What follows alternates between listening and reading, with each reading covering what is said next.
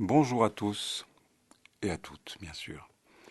Aujourd'hui, je suis là pour vous parler de l'une de mes 100 pièces, puisque j'ai commis 100 pièces il y a 2 ans, à l'attention en particulier des apprentis guitaristes, des guitaristes en herbe, des amateurs éclairés, pourquoi pas, mais dans la mesure où j'avais une sorte de dette envers cette communauté de guitaristes qui ne sont pas nécessairement des virtuoses. Voilà, donc j'ai eu envie, j'ai eu cet appétit pour vous d'écrire ces recueils, dont une bonne cinquantaine est déjà parue.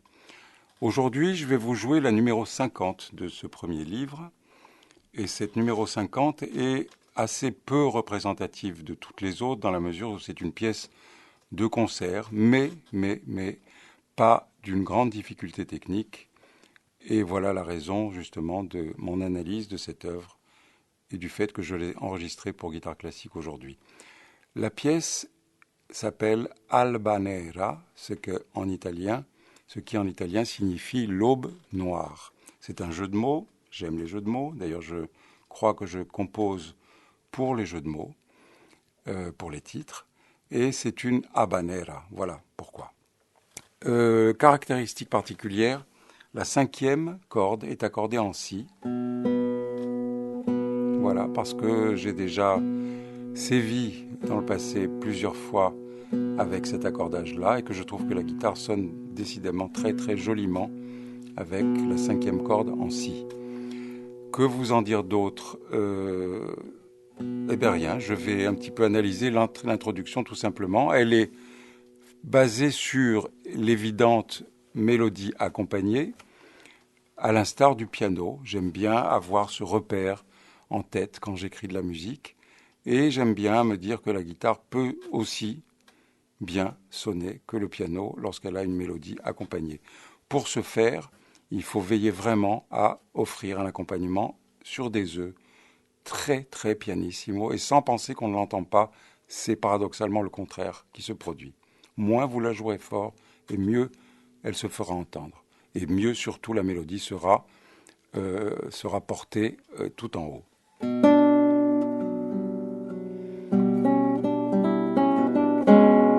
Vous voyez, je caresse à peine la mélodie.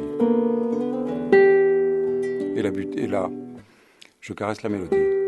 Et la mélodie, eh bien, je la jouerai en butée, mais un butée léger, pas un butée agressif, ni accentué, ni violent. Pas du tout ce genre de butée, mais un butée de ce type-là, c'est-à-dire un butée que je qualifierais de présent. Voilà.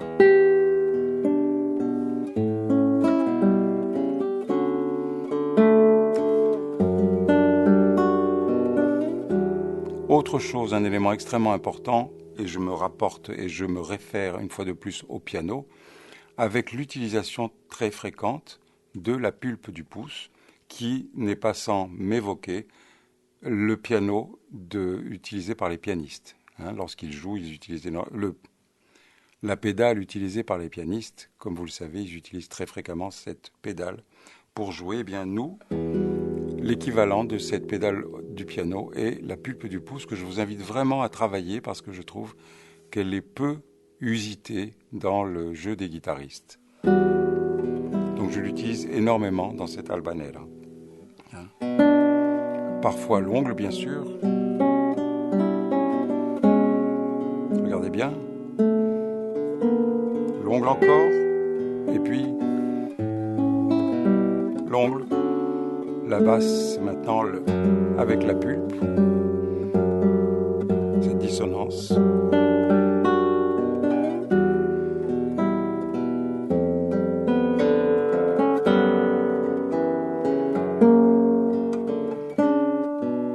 Et l'accompagnement qui revient quasi niente, presque rien.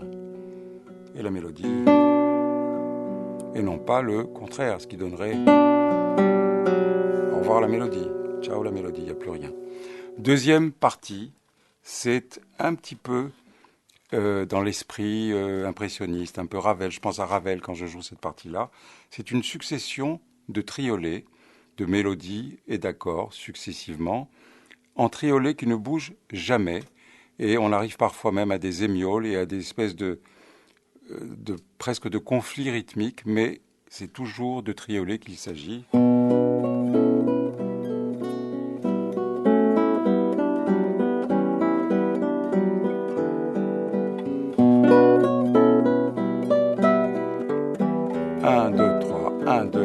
1, 2, 3, 1, 2, 3, 1, 2. Pulpe. Vous voyez, on arrive même à un moment où je parlais de conflit rythmique, c'est-à-dire c'est extrêmement délicat à travailler. J'aime bien cette partie parce elle confuse complètement.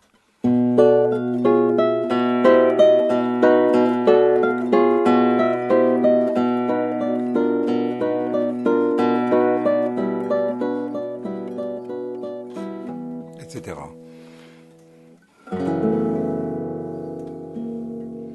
Et l'accord qui précède la réexposition du thème doit être extrêmement long.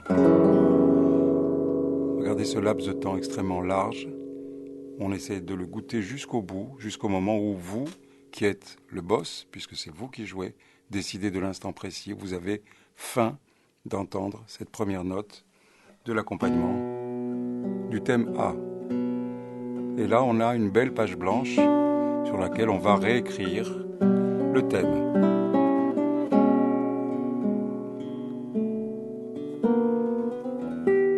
Portamento, qu'est-ce que c'est qu'un portamento? C'est un port de voix, on y va. Si on ne fait pas ça dans ce genre de musique, où le fait-on?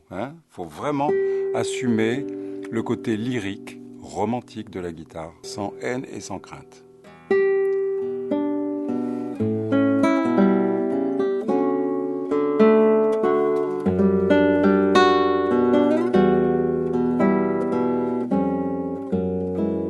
Je passe à l'extrême fin.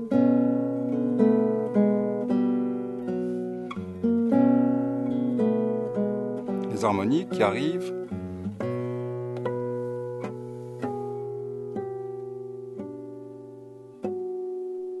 Et là, ce que j'appelle l'extinction halogène, c'est-à-dire ce qui n'est pas sans rappeler la fameuse lampe halogène que l'on éteint en décrescendo. Je vous dis à bientôt et j'espère que vous jouerez Albanera un de ces jours. Au revoir.